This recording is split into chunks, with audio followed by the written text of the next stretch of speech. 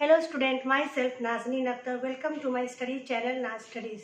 Today the topic is on lysosomes. Before going on lysosomes, I want to tell about the endomembrane system.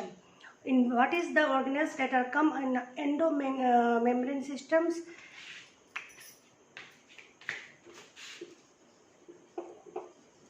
Endomembrane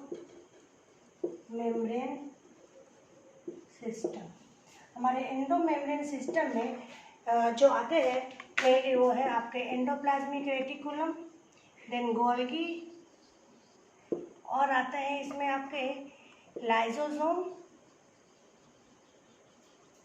और vacuole. तो ये चार प्रकार they are all endomembrane system में आते हैं, जिसमें that is lysosome and vacuoles they are come from year,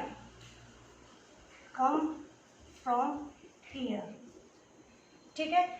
तो मेनली क्या होता है कि जब भी सेक्रेटरी वेसिल बनता है आपका, इससे सेल है, this one is cells, okay.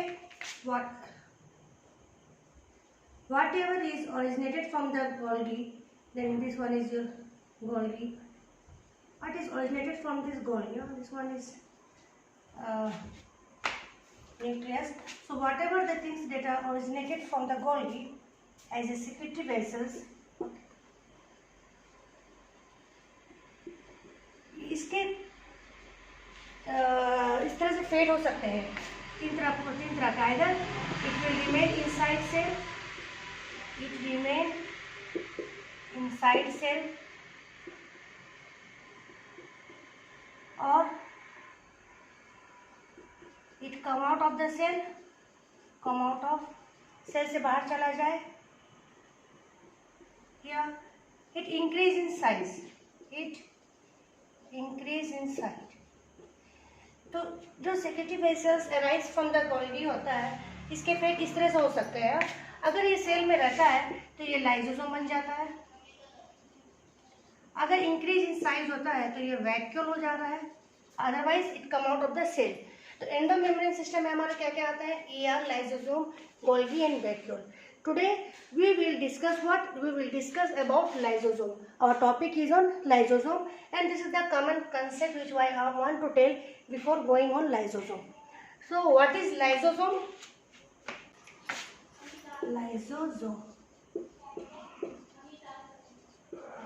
तो लाइसोसोम हमारा डेंस वेसिकुलर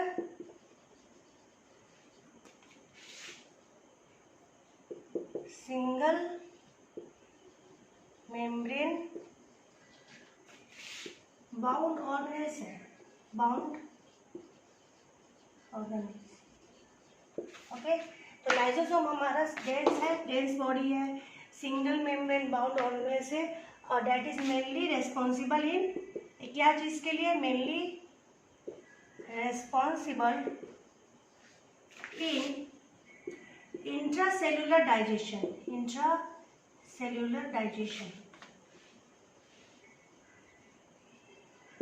और ये लाइसोसोम कहाँ देखे जाते हैं? Mainly it is found mainly in mostly found in phagocytic cell, जो एनगल्फिंग प्रोसेस करते हैं, जो खाना जो डाइजेशन करते हैं, फैगोसाइटोसिस करते हैं, उस तरह के सेल में ज़्यादा पाया जाता है। ऑल्सो इन एनिमल सेल में भी देखा जाता है, also in animal cell in large amount, okay. Few in plant cell में कम देखे जाते हैं।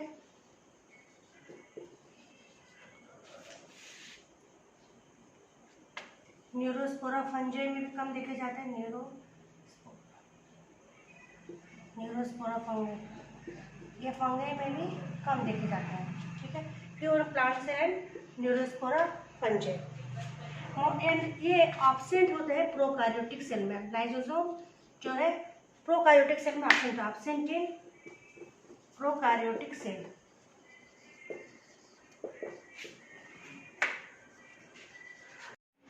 Who discovered lysosome? तो लाइसोसोम को किसने डिस्कवर किया? It is discovered by Christian de Duve 1955 में। Christian DUV, okay, in the year 1955 और इसे नेम दिया गया बाय नोविकोव।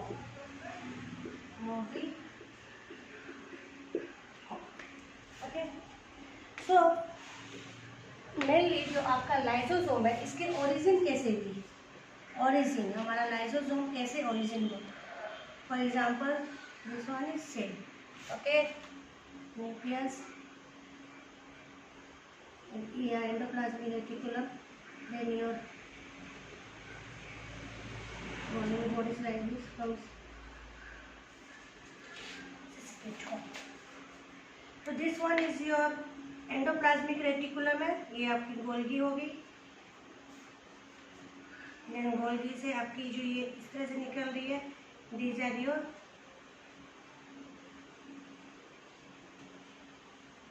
वेसिकल बोलो और प्राइमरी लाइसोसोम। तो हमारा ओरिजिन कहाँ से होता है ये आपका लाइसोसोम। इट इज पहले इसका जो एंजाइम है, the enzyme of this lysosome, they are synthesis of lysosome enzyme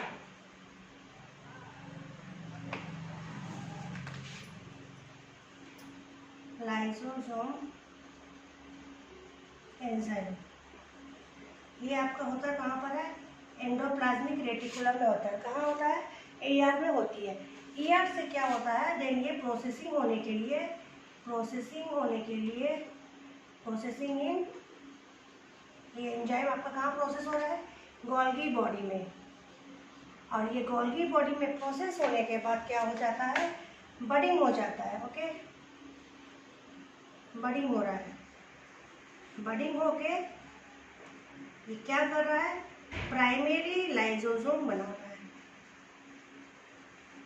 तो जो आपका लाइसोसोम आती है उसका ओरिजिन ER से होती है। ओरिजिन तो वहाँ पर the synthesis of this lysosome enzyme take place in the ER। इसके बाद they come out from the ER and in the Golgi bodies, वहाँ उसकी प्रोसेसिंग होती है, पॉकेटिंग होके vesicles, this vesicles are called as primary lysosome, जो आपका Golgi body से बडिंग होके निकलती है। Like this vesicles they come out as a secondary vesicle. Okay, तो इस तरह से आपकी ओरिजिन होती है लाइसोसोम की। लाइसोसोम को इसी वजह से, बिकॉज अच्छा लाइसोसोम में इट कंटेन डाइजेस्टिव एंजाइम,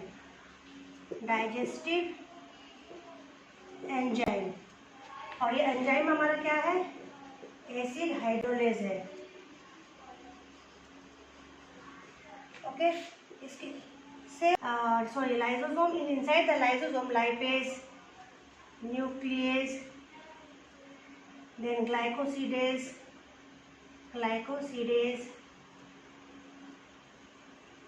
और भी बहुत सारे हैं जैसे प्रोटीएज, एटलीस्ट मोर देन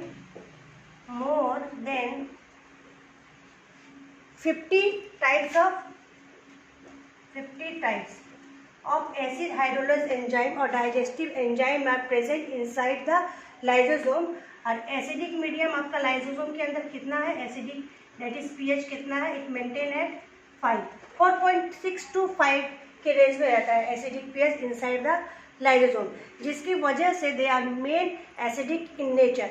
और एसिडिक होने का वजह क्या है, what is the reason for this acidic, because it has the lysosome its membrane, जो लाइसोसोम का मेम्ब्रेन है, its membrane has ATP transporter.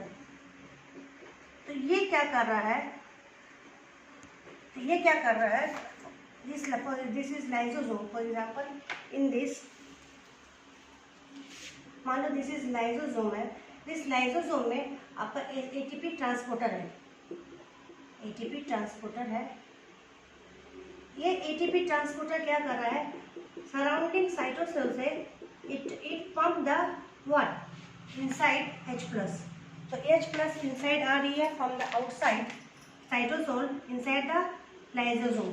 through the lysosome by the lysosome membrane where their ATP transporter is present.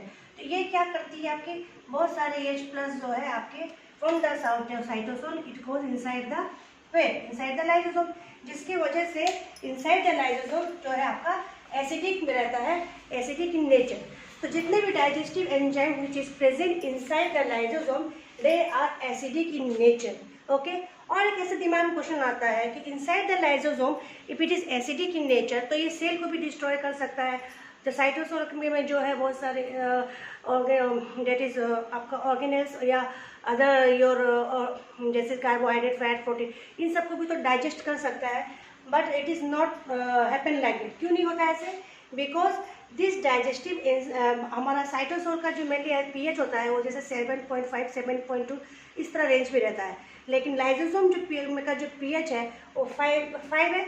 and this digestive enzyme are activate or doing its activity at the acidic medium that is your 5. लेकिन हमारा cytosol का pH जो है इससे ज़्यादा है, range from 7.2 मोर, जिसके वजह से ये digestive enzyme they are not working in the cytosol.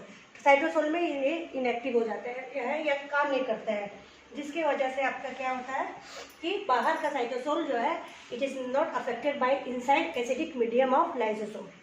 So now we will discuss about the functions. Okay, what are the functions of lysosome? Before going on function, I want to tell about the types of lysosome. Types of lysosome. Now we will see the types of lysosome. Types of lysosome में आपकी आती है primary lysosome and secondary lysosome. Secondary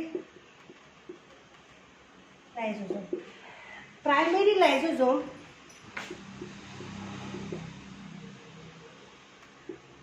okay. इसमें हमारा इसको हम degenerative enzyme भी बोल सकते हैं, प्रोटोलाइसोसोम बोलते हैं, प्रोटोलाइसोसोम बोल सकते हैं, वर्जिन लाइसोसोम बोल सकते हैं, और इसे degenerative enzyme, degenerative enzyme, because enzymes are inactive in the lysosome, so it can be called as degenerative enzyme. Or in here it is also we can बोल सकते हैं newly formed organisms. Newly formed organisms, नया जो organism form हुआ उसको ऐसे भी हम बोल सकते हैं it's a newly form organism. Mainly it is responsible for storage granules. Storage granules. ठीक है.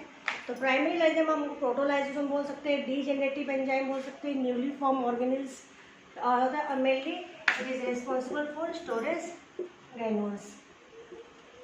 और आपका जो सेकेंडरी लाइसोसोम है ये secondary lysosome,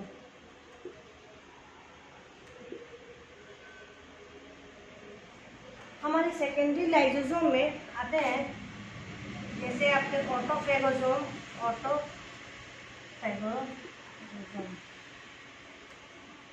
B is your हेट्रोफेगोसोम,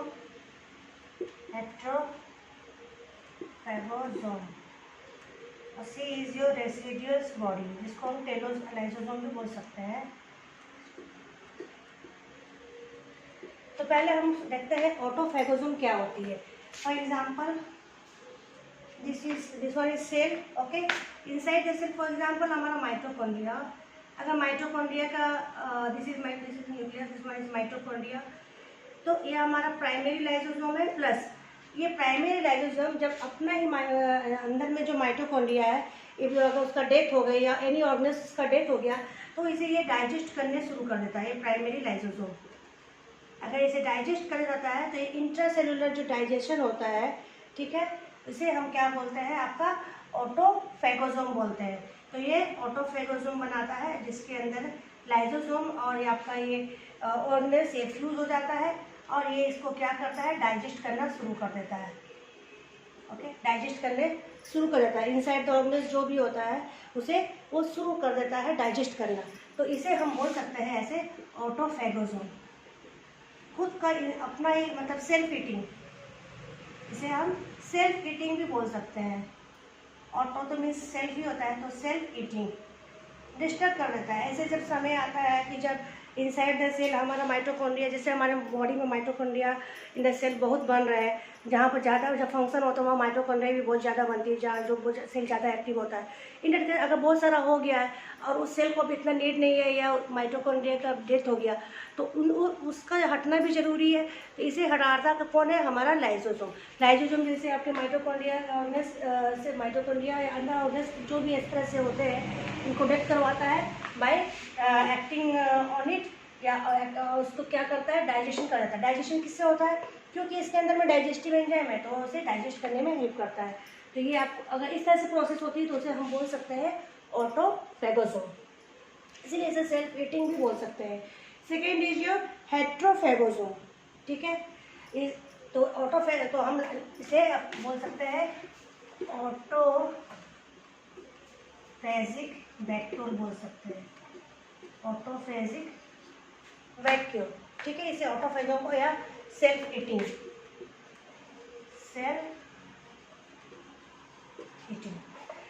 हेट्रोफेगोसोम क्या? हेट्रो में क्या होता है? जैसे फॉर एग्जांपल आपका बैक्टीरिया बाय एनी मीन्स बाहर से चला आया, ठीक है। Bacteria will attack the cell, okay, through phagocytosis. मान लो ये बैक्टीरिया है, they come from outside the cell, attack कर दिया आपका सेल को, तो through phagocytosis process it enter inside the cell, ठीक है। तो अगर ये सेल के अंदर में आ गया, यहाँ जो होता है आपका प्राइमरी लाइसोसोम्स, ठीक है। ये प्राइमरी लाइसोसोम्स क्या होता है? इससे फ्यूज हो जाता है, फ्यूज होके उससे फिर बैक्टीरिया को क्या करता है? एंगल्फ करके थ्रू द डाइजेस्टिव एंजाइम उसे डाइजेस्ट कर देता है या मार देता है, तो उसे हम कहते हैं हेट्रोफेगोसोम। तो हेट्रोफेगोसोम आपके दो चीज़ों से बनी हुई है। हेट्रोफेगोसोम में हम बोलेंगे प्राइमरी लाइसोसोम प्लस फेगोसोम। ये फेगोसोम कैसे होती है? Vacuole that contain extra cellular organism भी हो सकता है, एक्स्ट्रा सेलुलर कोई भी फॉरेन पार्टिकल, फॉरेन मटेरियल, जैसे मैंने यहाँ बैक्टीरिया का एग्जांपल दिया, भी हो सकता है। तो एनी एक्स्ट्रा सेलुलर कंटेंट, ठीक है। तो इससे बना होता है आपका हेट्रोफेगोसोम।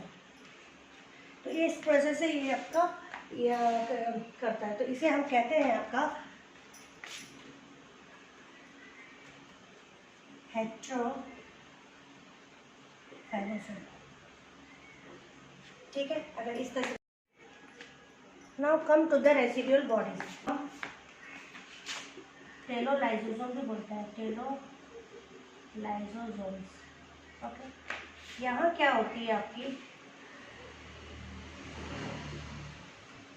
कंप्लीट फूड डाइजेशन रहता है, इनकम्प्लीट फूड डाइजेशन होता है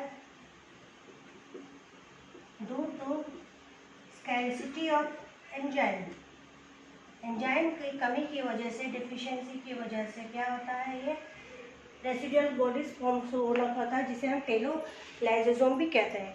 जब रेसिडुअल्स बॉडी होता है due to scarcity of enzymes, then ये क्या होता है? किस तरह से एलिमिनेट होता है? इसे एलिमिनेटेड बाय एक्सोसाइटोसिस, सेल से बाहर एक्सोसाइटोसिस प्रोसेस से बाहर किया जाता है रेसिडुअल बॉडीज़ को। अगर यही चीज़ आपके बॉडी में रह गया एज ए स्टोरेज, तो ये आपका लाइसोसोम डिसऑर्डर डिजीज़ की होता है, जो we will discuss now. What are the disorders due to lysosome disorder? तो lysosome, now we will discuss about the lysosome disease, lysosome disorder disease. अगर लाइसोसोम में एंजाइम में डिफिशियंसी है या लाइसोसोम डिसऑर्डर होता है, तो कौन कौन से डिजीज हो सकते हैं? First is your glycogenesis type 2। Glycogenesis type 2 is due to the deficiency of enzyme that convert glucose into glucose. Glycogen से ग्लूकोज जो कन्वर्ट होती है, तो that enzyme is absent, ठीक है। जो एंजाइम जो कन्वर्ट करती है आपको ग्लाइकोजन से ग्लूकोज, that is absent, जिसके वजह से there is store of glycogen। तो ग्लाइकोजन के स्टोर होने की वजह से आपकी जो डिजीज होती है that disease is called as glycogenesis type 2। Then Tay Sachs disease. Tay Sachs disease आपका डिजीज की वजह से मेंटल रिटार्डेशन होता है, मेंटल रिटार्डेशन। ओके, और भी बहुत सारे सिम्टम आते हैं। Tay Sachs disease is genetic disorder disease, और ये भी आपका क्या होता है, जो एंजाइम डेफिशिएंसी होती है जिसकी वजह से जो डिजीज जो टेल सैक डिजीज है ये आपके लिपिड फैट स्टोर होने की वजह से होती है।